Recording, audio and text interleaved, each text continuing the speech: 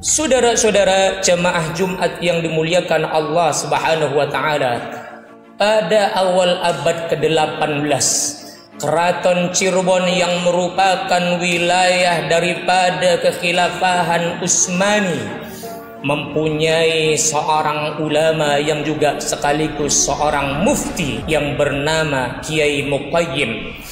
Kiai Muqayyim inilah yang kemudian terus mengajarkan di tengah-tengah umat akan pentingnya syariah Islam, mengajarkan di tengah-tengah masyarakat Cirebon dan sekitarnya akan pentingnya ketundukan dan kepatuhan kita terhadap aturan-aturan Allah Subhanahu wa taala. Melalui beliau itulah kemudian hukum-hukum Islam benar-benar ditegakkan di tengah-tengah masyarakat Cirebon dan sekitarnya, hingga pada akhirnya ketika Belanda mengintervensi pihak keraton, mulai pada saat itu pula kemudian orang-orang keraton mulai terpengaruh atas apa yang disarankan oleh Belanda.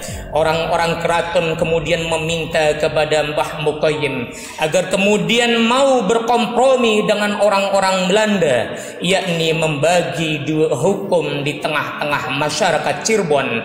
Ada hukum pidana dan ada hukum perdata. Hukum pidana menggunakan hukum yang sudah ditetapkan oleh pihak Belanda, sementara hukum perdata pihak keraton membiarkan Mbah Muqayyim agar menjalankannya sesuai dengan apa yang sudah ditentukan oleh Allah Subhanahu wa taala. Itulah yang kemudian menjadikan Mbah Muqayyim tidak berdiam diri sebagai seorang ulama besar, yang sebagai juga seorang mufti juru fatwa keraton. Kemudian Mbah Muqayyim lebih memilih kemudian menentang apa yang disarankan oleh pihak keraton kepada dirinya. Ketika pihak keraton menginginkan Mbah Muqayyim agar membagi dua hukum di tengah-tengah masyarakat Cirebon, sebagian hukum Islam, sebagian lagi hukum company, Mbah Muqayyim kemudian lebih memilih mengundurkan diri dari jabatannya sebagai seorang mufti keraton daripada kemudian menjadi mufti keraton. Di sisi lain, keraton itu sendiri sudah didikte oleh company penjajah. Saudara, ketika Mbah Muqayyim tahun 1770 Masehi kemudian mengundurkan diri dari jabatannya sebagai seorang mufti keraton, kemudian Mbah Muqayyim pun lebih memilih bertempat tinggal jauh dari lingkungan keraton.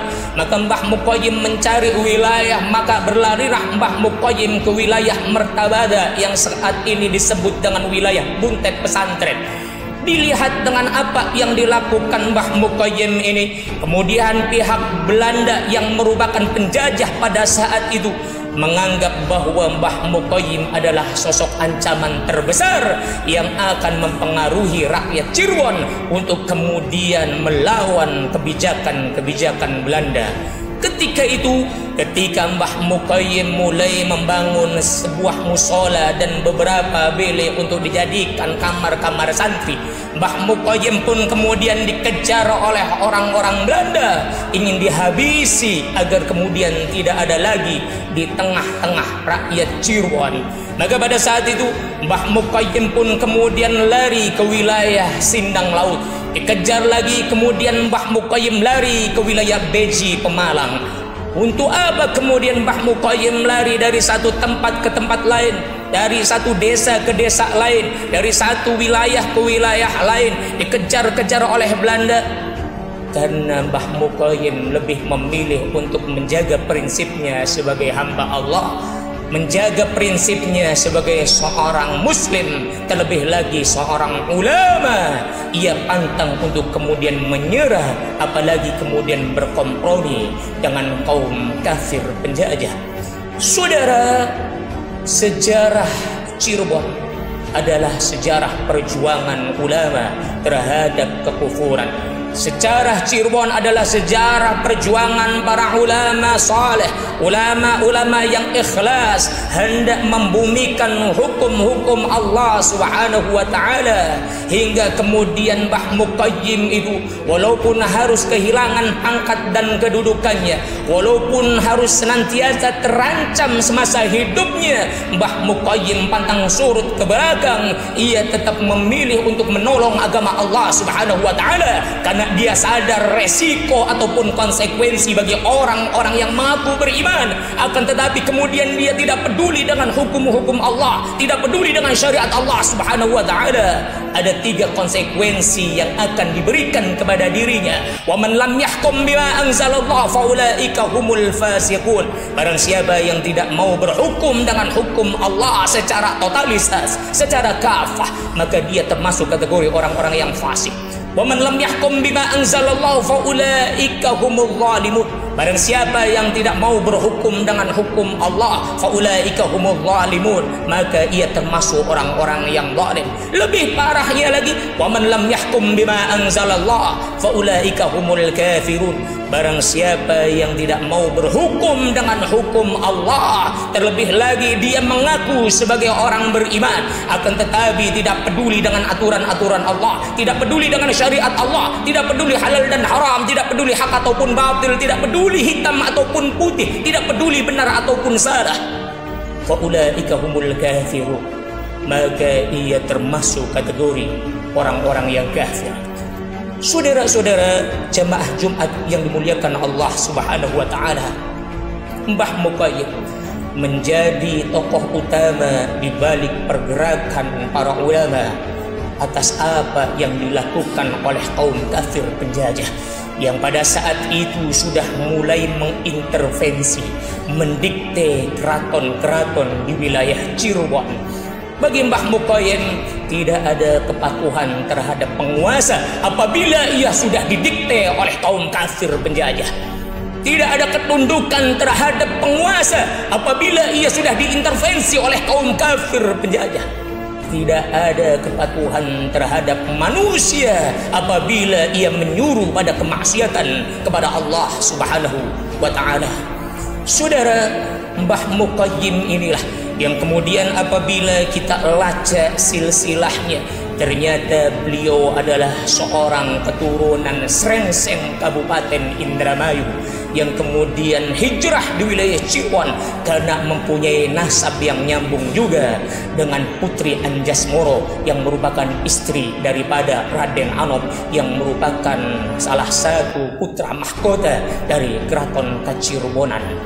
Saudara, sebagai orang-orang yang beriman, maka tidak ada salahnya kita mengambil pelajaran dari orang-orang saleh, walaupun bukan termasuk anbiya, walaupun bukan termasuk mursalin, walaupun bukan termasuk ashabun Nabi sallallahu alaihi wasallam, akan tetapi mereka pun telah menunjukkan jati dirinya sebagai hamba Allah Subhanahu wa taala yang benar-benar taat, yang rela meninggalkan pangkat dan kedudukannya, yang rela meninggalkan perkara duniawinya demi menyelamatkan akidahnya, demi menyelamatkan jati dirinya sebagai hamba Allah Subhanahu wa taala. Sebab ia sadar seorang muslim sudah sepatutnya berani mengatakan, ana muslim qabla kulli syai'. Aku adalah seorang muslim sebelum segala sesuatu ada pada diriku. Aku ini pengusaha, tapi aku juga seorang muslim, maka harus patuh dengan aturan-aturan Islam. Aku ini adalah seorang tentara, tapi aku ini seorang muslim, maka pantang bagiku untuk kemudian mengkriminalkan, menghabisi orang-orang Islam. Aku ini adalah seorang polisi, tapi aku seorang muslim, maka pantang bagi diriku untuk mengkriminalkan orang-orang yang memperjuangkan agama Allah Subhanahu wa taala. Inilah yang seharusnya ada pada diri orang-orang yang beriman. Sebab pangkat dan jabatan tidak akan pernah dibawa mati. Harta dan kedudukan akan kita tinggalkan selama-lamanya. Sementara di yaumil qiyamah yang ditanyakan oleh Allah Subhanahu wa taala bukan apa pangkatmu ketika hidup di dunia, bagaimana kedudukanmu ketika hidup di dunia, akan tetapi ketika di yaumil qiyamah nanti, di saat manusia dikumpulkan oleh Allah Subhanahu wa taala di padang mahsyar, yang ditanyakan oleh Allah Subhanahu wa taala kepada diri kita, bagaimana keislamanmu? Bagaimana sikapmu ketika banyak orang yang kemudian menolak syariat Allah? Bagaimana sikapmu ketika banyak manusia yang tidak mau menolong agama Allah Subhanahu wa taala? Padahal Allah Subhanahu wa taala sudah mengingatkan kepadamu, ya ayyuhalladzina amanu, wahai orang-orang yang beriman, kunu ansarallah, jadilah kalian penolong agama Allah. Kama qala Isa bin Maryam lil hawariyyin man ansari ila Allah. Sebagaimana para pengikut Nabi Isa alaihi salatu wassalam ketika ditanya oleh Nabi Isa alaihi salatu wassalam, man ansari ilallah, siapa di antara kalian yang mau menjadi penolong agama Allah? Qala al-hawariyuna nahnu ansarullah. Al-hawariyun, para pengikut Nabi Isa alaihi salatu wassalam mengatakan, nahnu ansarullah, kami adalah penolong agama Allah. Kami siap membela agama Allah ketika agama Allah difitnah. Kami siap untuk membela syariat Allah ketika syariat Allah difitnah. Kami siap membela Rasulullah Muhammad sallallahu alaihi wasallam ketika kemuliaannya coba dicaci maki dan dicela oleh manusia. Inilah yang seharusnya disampaikan oleh orang-orang yang mengaku dirinya beriman kepada Allah Subhanahu wa ta'ala.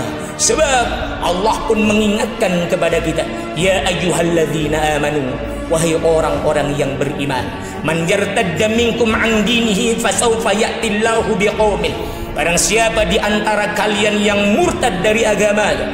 Imam Ibnu Katsir kemudian menjelaskan makna man yartadda, barang siapa yang murtad. Kata Imam Ibnu Katsir, ay man tawalla an nusrati dinihi wa iqamati syari'atihi, barang siapa di antara kalian yang berpaling dari menolong agama Allah dan berpaling dari menolong untuk menegakkan syariat-syariatnya. Dalam bahasa sederhana, wahai orang-orang yang beriman, barang siapa di antara kalian yang tidak mau menolong agama Allah, kalian lebih disibukkan dengan pekerjaan kalian, kalian lebih disibukkan dengan profesi kalian, sehingga kalian bungkam diam 1000 bahasa ketika Islam dicaci maki dan dicela. Kalian tidak takut ditinggalkan pekerjaan, kalian takut akan kehilangan profesi, sehingga kalian diam, kalian tidak mau menolong agama Allah ketika agama Allah dicaci maki dan dicela, ketika syariah dan khilafah coba untuk difitnah oleh banyak manusia.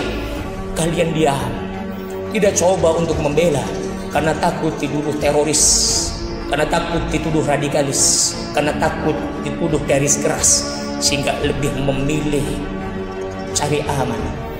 Kata Allah Subhanahu wa taala, man tawalla an nusrati dinihi, barang siapa di antara kalian yang berpaling dari menolong agamanya, wa iqamati syari'atihi, dan berpaling dari menolong syariat-syariatnya, fasawfa ya'tillahu biqaumin, Allah tidak akan diam, sebab Allah akan membangkitkan satu kaum, yuhibbuhum ma yuhibbunahu, yang Allah mencintai mereka sebab mereka pun mencintai Allah Subhanahu wa taala.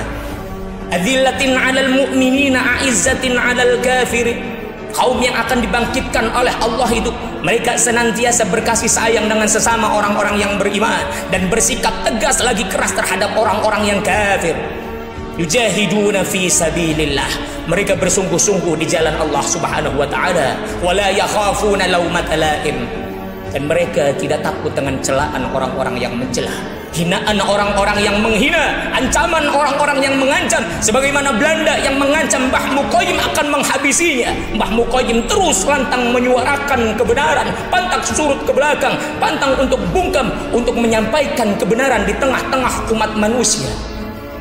Dzalika fadlullahi yu'tihi may yasha, sebab yang demikian itu adalah karunia dari Allah Subhanahu wa taala yang diberikan kepada orang-orang yang dikehendakinya. Wallahu wasi'un alim, dan Allah maha luas kekuasaannya lagi maha mengetahui.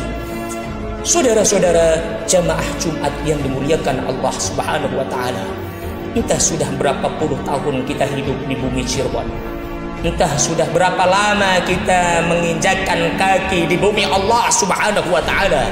Sebagai orang-orang yang beriman kepada Allah, ada satu istilah yang patut senantiasa perhatikan bersama. Di mana bumi diinjak, Di sana langit harus senantiasa dijunjung. Dimanapun kita berada, kita harus sadar bahwa kita adalah hamba Allah Subhanahu wa Ta'ala yang wajib untuk senantiasa mentaati semua syariat-syariat yang sudah ditetapkan olehnya. Terlebih lagi, nenek moyang kita bukan seorang pelaut, nenek moyang kita bukan seorang nelayan. Nenek moyang kita adalah pejuang kebenaran, pejuang al-haq, pejuang agama Allah Subhanahu wa Ta'ala yang ratusan tahun harus berhadapan dengan Belanda yang merupakan penjajah.